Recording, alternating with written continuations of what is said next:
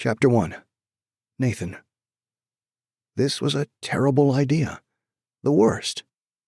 Whatever is driving my wolf crazy hasn't been helped by the vigorous workout I enjoyed last night with the delightful Faye, a peppy little blonde with an eagerness to please and no expectations.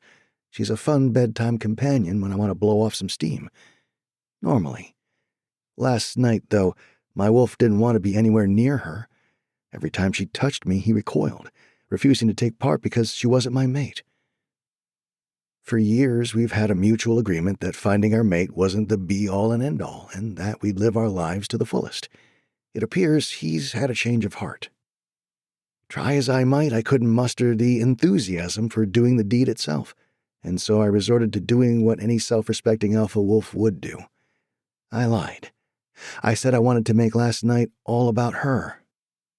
Except now, that has backfired spectacularly. This little she-wolf whom I lavished with attention now seems to think something has shifted, that we're more than just friends with benefits. Fuck my life. Maybe everyone is right, and I'm too old for this shit. I need to take a break from the ladies, get my head screwed back on straight, and take a holiday. The last 6 months have been awful. Actually, make that a year. My 3 siblings all finding their mates has clearly turned my wolf into a die-hard romantic. I'll have to go for a run later and have a quiet word with him, because he's on his own with that one. In the meantime, I have to let Faye down gently and end our arrangement before someone gets hurt. This mess is my fault, after all. Pulling on jeans and a t-shirt, I move barefoot to my apartment door. Not so subtly glancing at my watch, I wait for Faye to put on her shoes. She's moving at a snail's pace, eyeing up her surroundings like she's already trying to work out where her furniture will fit. My usually calm temperament is being tested as she stands slowly and sachets toward me seductively. She even took the time to put on the red lipstick that looked sexy as hell in the bar last night, but jars now in the cold light of day. She really is in no hurry to leave. Why did I bring her back here? Of course, she got the wrong idea. Look, I'm sorry to rush you, but I've got a meeting to go to and I need to be on the road, I explained, pulling open the door and standing to the side to let her out. She pauses in front of me and leans in close, her perfume irritating my sensitive nose and her proximity making me squirm. I just want her out of my space. That's okay. After last night, you don't need to I don't hear a word she says after that. My wolf howls in my head as he picks up the most amazing scent, and every cell in my body stands to attention. Where is that coming from? All of my senses zero in on the source as my gaze lands squarely on the exquisite beauty standing on the landing across from me, separated by the banisters and open space of the staircase. My sister, Layla, chats away with her like they're old friends, and I can't believe what I'm seeing. My fated mate is right here, in my home. Her sleek, glossy black hair shimmers as she laughs, and her beautiful smile takes my breath away. I take a step towards her without realizing. The need to get close to her, to touch her and smell her is overwhelming. Now I understand what all the fuss is about. What do I do now? I want to go over and grab her, throw her over my shoulder and take her away from everyone else. But she still hasn't acknowledged my presence. Her scent is so strong that it's making my head spin and my cock swell.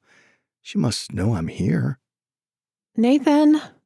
Nathan! A sharp, whiny voice interrupts my thoughts, and I blink down at Faye, who is still standing in my doorway. I forgot she was still here. Her red lips are twisted in a sulky pout.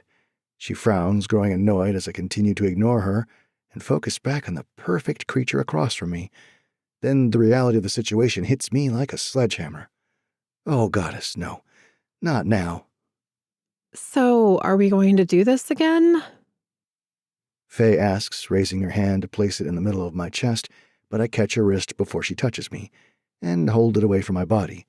I can't have another woman's hands on me when I meet my mate. I don't think so, Faye, I whisper, trying to step back into my apartment, alone, and hide. Maybe if I can get inside, I can buy myself enough time to get showered and engineer a better first meeting with my mate. This explains why my wolf was being such a pain. He must have sensed she was close by. The sound of my voice seems to draw my little mate's attention, and she turns, meeting my gaze instantly. Time stops as we both stare at each other. She ignores Layla while I tune out whatever Faye is trying to say to me. Her eyes twinkle and she smiles softly at me. The air feels electric as our connection sizzles across the hall between us, and I grin back in awe. I feel like a king, but only for a second. Her gaze moves to the woman blowing me a kiss over her shoulder as she struts off down the hallway, dressed in the clothes that clearly she wore last night.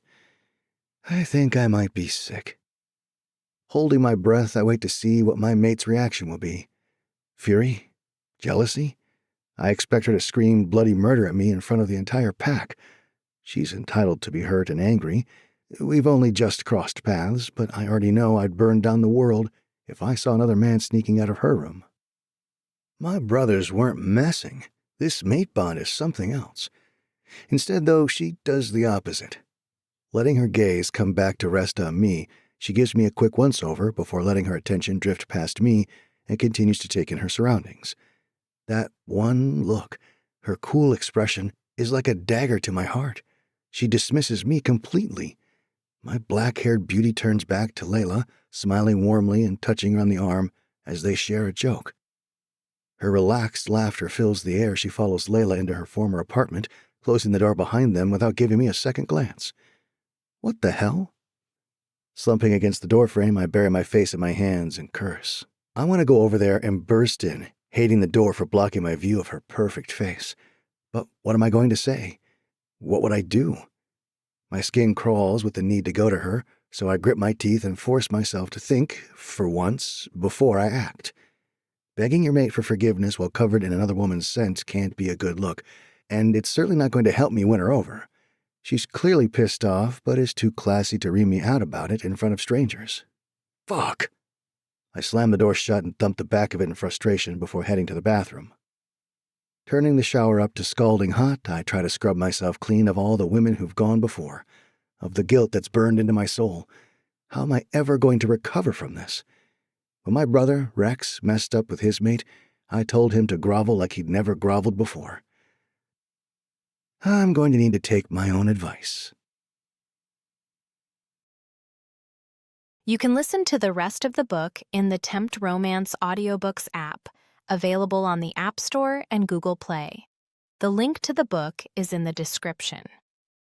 Discover even more bestsellers and exclusive stories updated weekly, only in Tempt Romance audiobooks.